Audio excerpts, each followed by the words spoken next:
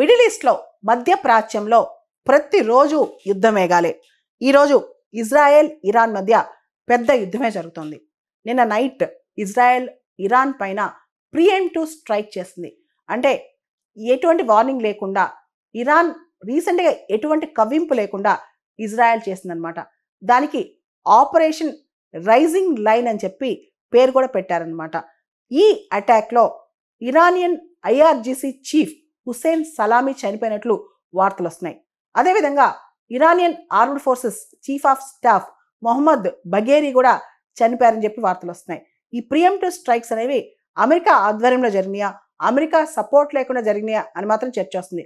American ఈ secretary of state Marco Rubio మాత్రం మాకేం సంబంధం లేదు, మావేమీ రిటాలియేట్ చేద్దని చెప్తున్నారు.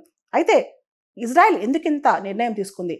ఇరాన్ పైన, ముఖ్యంగా ఇరాన్ న్యూక్లియర్ ఇన్స్టలేషన్స్, ప్రత్యేకంగా నతాంజ్ ఇరాన్ న్యూక్లియర్ ఫెసిలిటీ అనమాట, దానిపైన కూడా అటాక్ చేసింది. చాలా న్యూక్లియర్ ఇన్స్టలేషన్స్, మిలిటరీ ఇన్స్టలేషన్స్ ఇరాన్లో ఉన్న వాటి మీద ఇజ్రాయెల్ నిన్న నైట్ అర్ధరాత్రి పూట అటాక్ చేసిందనమాట. ఎటువంటి కవ్వింపు లేకుండానే ఇమీడియట్గా ఎందుకు అటాక్ చేసిందనేదే ఇప్పుడు పెద్ద ప్రశ్న.